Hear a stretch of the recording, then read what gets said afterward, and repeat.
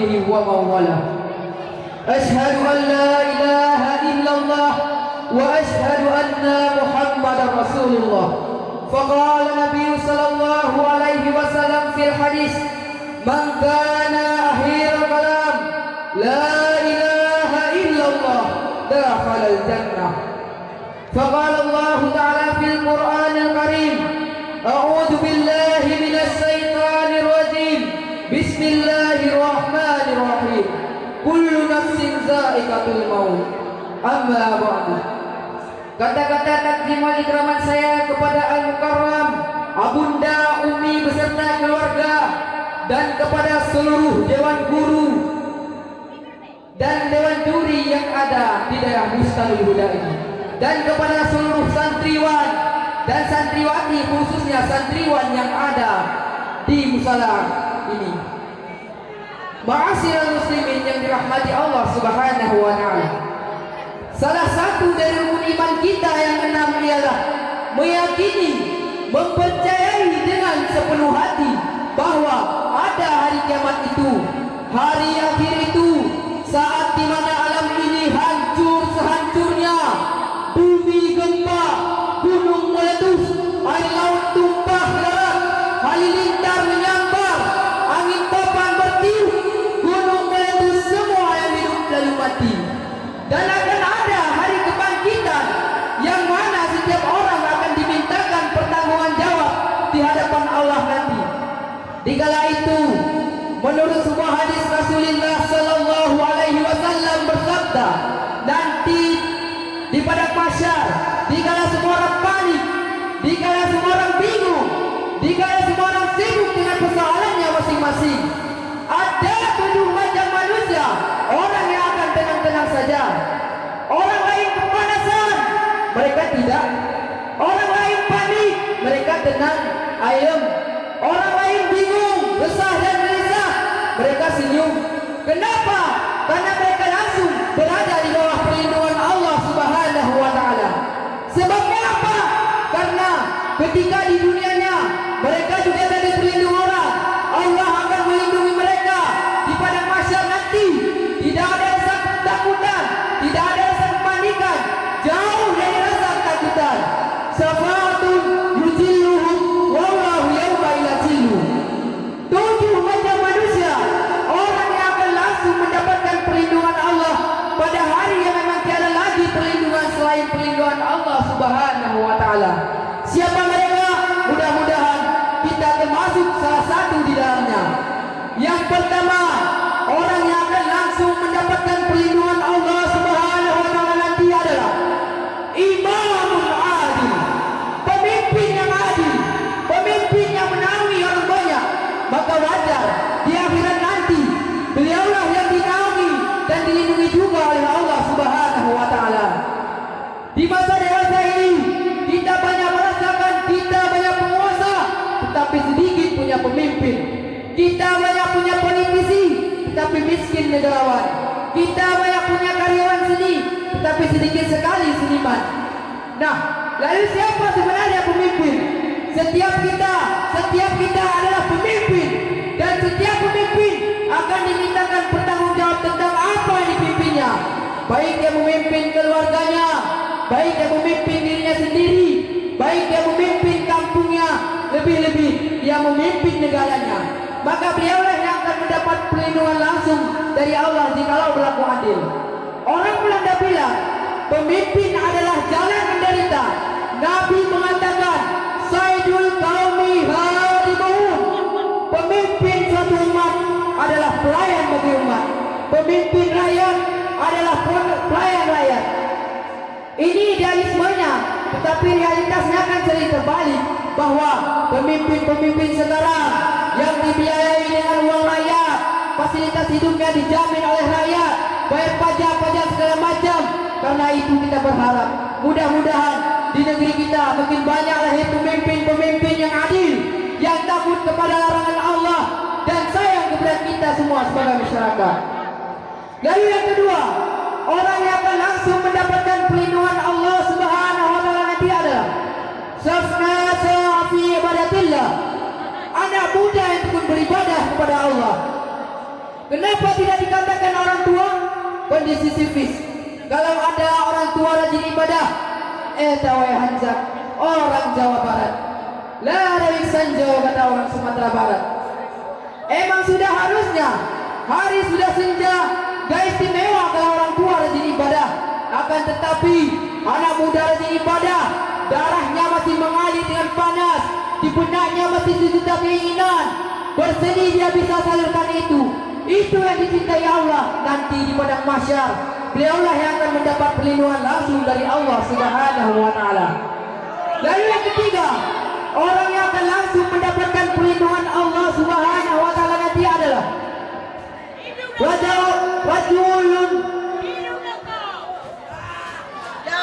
rajulun qalbuhu mu'allaqun bil masjid. Seseorang yang hatinya terpaut kepada masjid, berpikir bagaimana memuliakan masjid, berpikir bagaimana memakmurkan masjid, karena masjid adalah pusat kegiatan umat. Seperti ikan dengan air tidak boleh pisah. Kalau ikan sudah mulai menjauh air, itu pertandaan ikan mau mati. Dari masjidlah baginda Rasul mengajar umat. Beliau bermusyawarah di masjid, beliau mengatur strategi bangsa dan negara, dan seterusnya dan seterusnya. Masjid di negeri kita, raksasa tidur kita, pandai membangunnya tetapi tidak pandai memelihara, sehingga bagaimana masjid menjadi tempat yang menarik dikunjungi orang dengan program-program yang rutin. Lalu yang keempat, orang yang akan langsung mendapatkan perlindungan Allah Subhanahu wa taala nanti adalah rajulani tahabba billahi idama alaihi wa tarfaqa alayya. Dua orang yang bersaudara, bertemu dia karena Allah, berpisah pun juga karena Allah. Berjumpa karena iman. Imanlah yang mempertemukan ini, mempertemukan hati. Tidak mungkin dua orang yang beriman bertemu di tempat yang maksiat dan mungkarat. Bertemu dia karena Allah, kau di jalan Allah, kau saudara saya. Keluar kau dari jalan Allah, sampai sini saja kita. Jangan karena pertemanan mengorbankan Tuhan. Jangan karena pertemanan mengorbankan keyakinan. Kalau kita susah, jangankan di akhirat, di dunia ini pun biasanya kesusahan itu milik kita sendiri. Kalau kita senang, semua orang mau ikut. Kalau kita susah, jangankan orang, lalat pun gak mau dekat. Dan sekarang itu juga rupanya orang susah.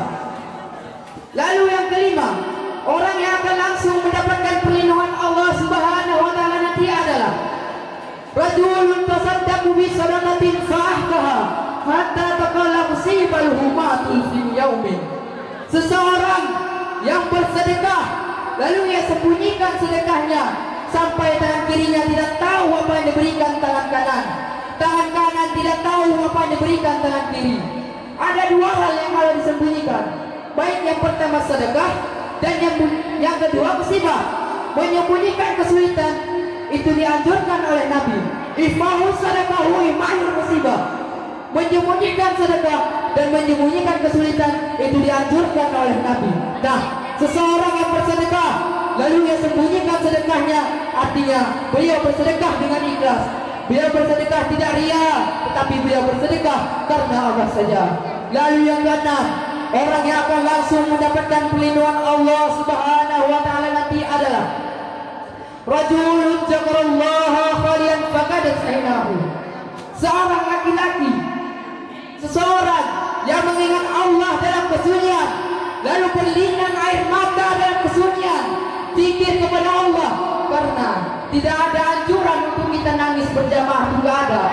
Seorang yang hati yang mengingat Allah dalam kesunyian, lalu berlinang air mata dalam kesunyian, maka beliaulah yang akan langsung mendapatkan perlindungan Allah Subhanahu wa taala. Lalu yang ketujuh, yang terakhir, orang yang akan langsung mendapatkan perlindungan Allah Subhanahu wa taala nanti adalah rajulun ta'adhu imra'atun zati min wa jamalin illa nafsiha faqala inni ahadulaha rabbal alamin. Seorang laki-laki yang bermoral, tegar, teguh, dipanggil oleh perempuan cantik, diajak berbuat selingkuh, situasi mengizinkan, orang tidak ada satu pun tahu, tapi laki-laki tersebut berkata, maaf, bukan saya tidak mau sama kamu, tetapi saya takut kepada Allah, saya takut maka laki-laki yang bermoral seperti itulah yang akan langsung mendapat perlindungan Allah Subhanahu wa taala. Jadi kesimpulan daripada pidato singkat ini ialah renungkan pada diri kita semua bahwa ada 7 golongan orang yang akan langsung mendapatkan perlindungan Allah Subhanahu wa taala. Yang pertama, pemimpin yang adil. Yang kedua, anak muda yang beribadah kepada Allah. Yang ketiga, seseorang yang hatinya terpaut kepada masjid. Yang keempat, 2 orang yang berteman, bertemu dia karena Allah, berpisah pun juga karena Allah. Yang kelima, seseorang yang bersedekah dengan ikhlas. Yang keenam, seorang yang mengingat Allah dalam kesunyian, lalu berlinang air mata dalam kesunyian. Yang ketujuh, yang terakhir, seorang laki-laki yang bermoral, diajak oleh perempuan untuk berbuat maksiat, tetapi laki-laki tersebut menolak perbuatan tersebut. Itulah 7 golongan orang yang akan langsung mendapatkan perlindungan Allah pada hari yang memang tiada lagi perlindungan selain perlindungan Allah Subhanahu wa taala. Mudah-mudahan 7 golongan tersebut ada pada diri kita semua. Berhubungan singkat, hanya sampai sini saja yang bisa saya sampaikan. Lebih dan kurangnya saya mohon maaf. In ahsantum li anfusikum wa in ahsantum falaha. Jika kamu berbuat baik, maka kebaikan itu milik kamu sendiri. Apabila jahat yang kamu lakukan, maka itu pun kembali juga pada dirimu. Terima kasih atas segala perhatian. Mohon maaf atas segala kekurangan. Assalamualaikum warahmatullahi wabarakatuh. Waalaikumsalam warahmatullahi wabarakatuh. Yang barusan tampil